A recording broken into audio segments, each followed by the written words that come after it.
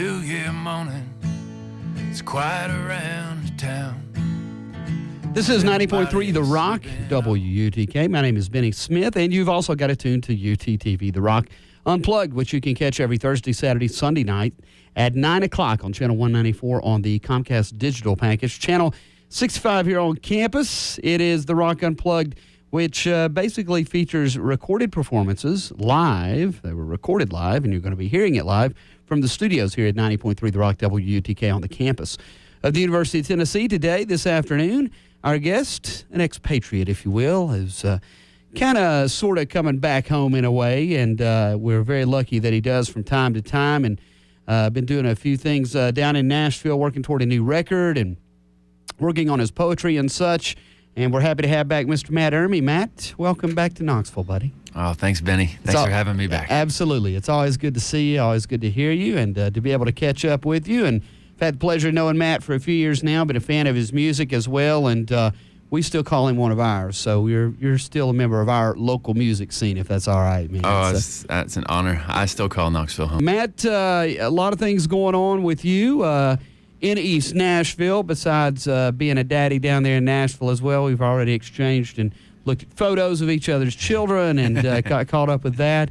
Kind of another baby of yours, if you will, is this new record that you've been working on, and we're going to touch on that a little bit here. But are you going to be doing some songs tonight at Barley's from that new record, from stuff from the past, a little bit of both? What you going to be doing? I'll be doing both. I'll be doing stuff from older records and stuff from the record I'm recording now, and I'll be doing some songs for the record I'm going to record when I get done with the one I'm working on now. Very I'm already cool. writing that record, so. Well, we're going to come back and talk to you about the one that's almost on the shelf and ready to go. Yeah. Going to talk to you a little bit about some associations that you still have, of course, here in Knoxville with some folks and their influences on you, and, of course, your poetry career as well, which is another side of you that has a lot to do with the music end of things. So they're definitely something that come together. But before we get to started into all that, can we get a song out of you, man? Yeah, absolutely. What you going to do? It's a song called Devil's Kitchen. Cool. Is this one going to be on the upcoming record, you think? This one's going to be on the one after the one. All right, cool. So 2 CDs down the road. Right on. Matt Urmy live on 90.3 The Rock and on UTTV, The Rock Unplugged.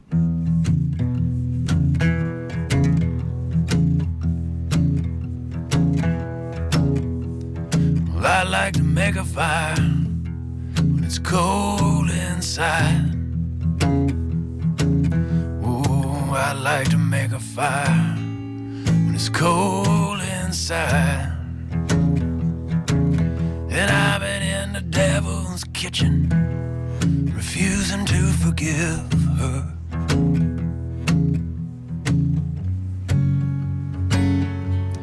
Now I'm just a stone in the river, and there ain't no second chances that time can deliver.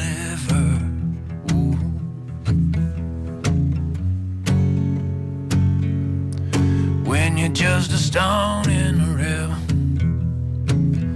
just a stone in the river. Oh, and there ain't no medicine like a good friend. Oh, there ain't no medicine like a good friend. And I've been in the devil's kitchen, refusing to forgive her.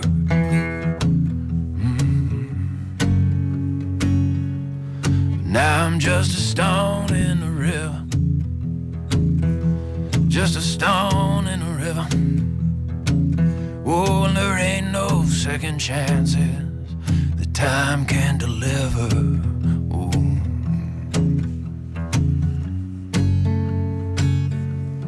When you're just a stone in the river, you're just a stone in the river.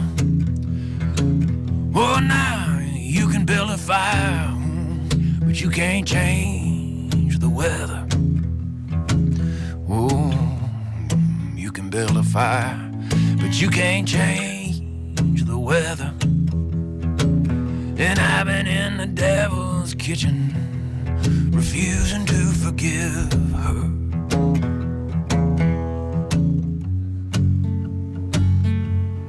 Now I'm just a stone in the river, just a stone in the river. Oh, and there ain't no second chances that time can deliver.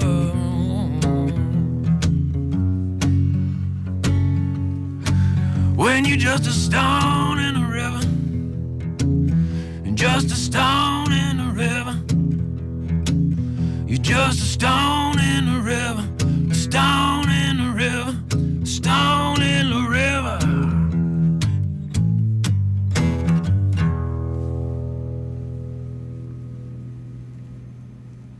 Very cool stuff. Live on 90.3 The Rock, Matt Urmy. Good stuff, man. Oh, thanks. A man who traded one river city for another, moved from Knoxville to Nashville. Absolutely. And living in East Nashville and saying you're loving it, huh? Oh, yeah, absolutely. We were talking about it before we went on, Mike. Nashville has really changed, especially in the last 5-6 years. Oh, man. It's not just, it's Music City, but it's not just country music city anymore, is it? No. It's rock and roll town now. Yeah, a lot of great singers and songwriters, and you got people like Jack White and all moving into Nashville as well. You got tons of recording studios. I mean, is that what you find yourself? Why'd you move back? I mean, you grew up there pretty much as well some of your years earlier. I mean, what really made you say, you know, I'm ready to head back that way? Well, musically speaking, it was just it was an opportunity to put myself under a different kind of light, different kind of microscope. You know, I mean, in Nashville, there's so many people playing music, and there's so many people who are really, really accomplished masters of writing songs and performing. And so to get onto the same stages as them is really challenging, and you really kind of have to up your you have to kind of walk out on that line a little further. And so it was a way to challenge myself and push myself, you know. And you've not regretted it one bit that you moved down there, have you? Not digging for a lot. one iota of a second. Yeah, this new record you're working on, which the first functional title, I guess, working title is New Season Coming. That's right. Is kind of, we were talking again before we went on, you know, Johnny Sexton's got a great new record out, and it's very introspective, I guess you could call it. I mean, it was at about a time in his life, basically, where he started seeing things a bit more clearly, let's say, and his life, he started being able to put his life in more perspective, and it sounds like this new record you're working on is kind of like that, kind of like what Johnny did, and you know, and a lot of this started, I guess, when you maybe moved back to Nashville, and things, the colors started changing a little bit in your world, I guess. Is that true? Yeah, it is true. And I mean, I started writing this record when I was still living in Knoxville, shortly after my son was born. It's a batch of songs that, because I put a record out, Shadow of a Lovely Place, right before he was born. And then, right. So in the days leading up to his arrival and shortly thereafter, I began writing songs that have evolved into what this record's going to be. And so it's sort of a lot of, I think, a theme that's sort of threaded through the entire thing is really kind of stepping out of myself and looking at where I fit into the world and what I see around me, and how that sort of is reflected by what's going on the inside as well. You know, it's a more social record than I've written before, where I'm kind of writing about the world around me as well as the world inside me. Right.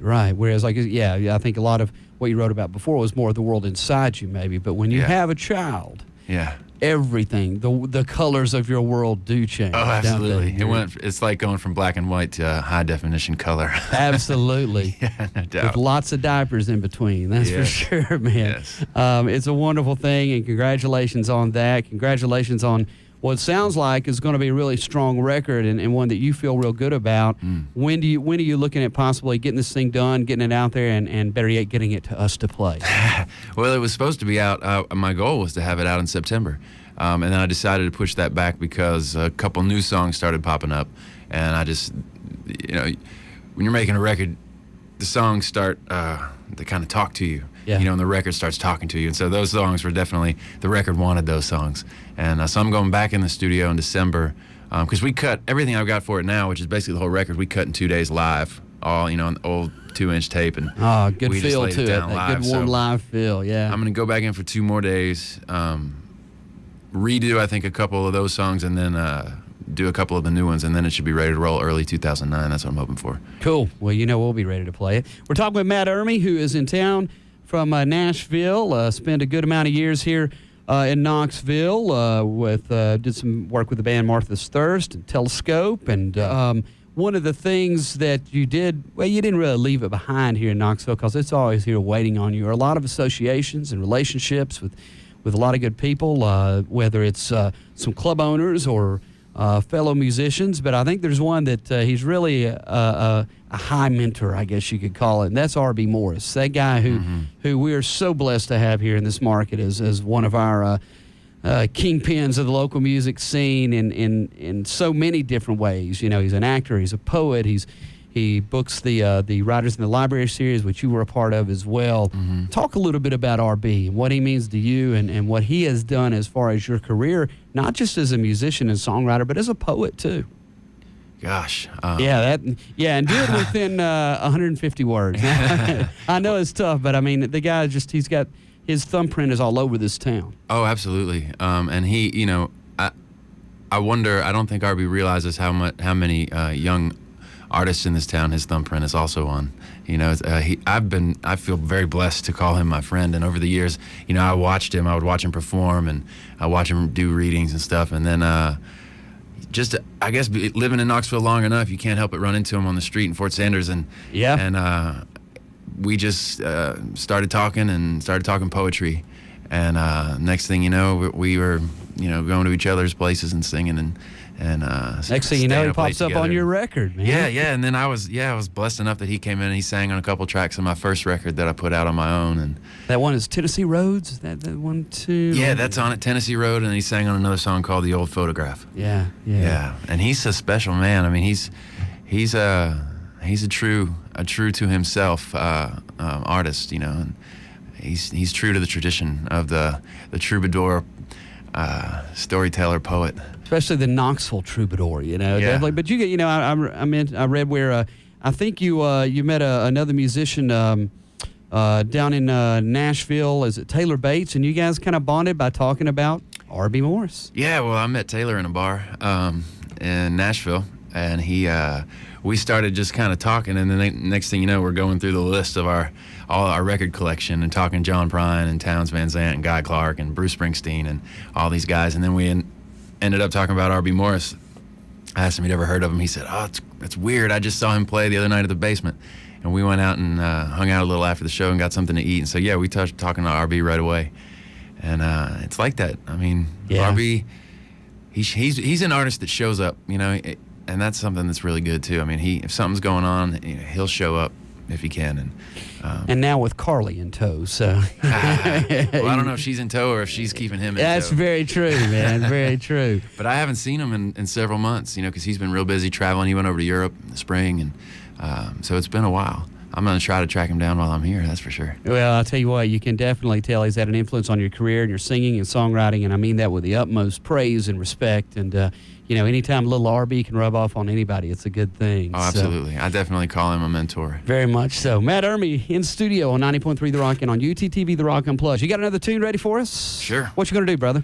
It's a song called New Year Morning. I wrote it on, this is one of the ones on the new record coming out that I wrote in Knoxville shortly before I moved away. I wrote it New Year's Day. Very cool. Matt Urmy live on 90.3 The Rock and on UTTV The Rock Unplugged. Turn it on and leave it on, doggone it. On a New Year morning, it's quiet around town, as everybody's sleeping off, burning the last one down.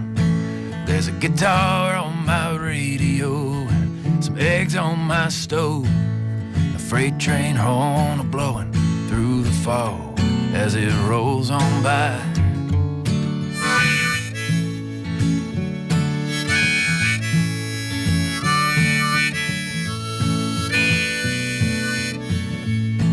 There's about 10 million cars in the lot at the shopping mall, and all the good old boys are gone AWOL from the desk down at City Hall, 'cause the government gets distracted every time they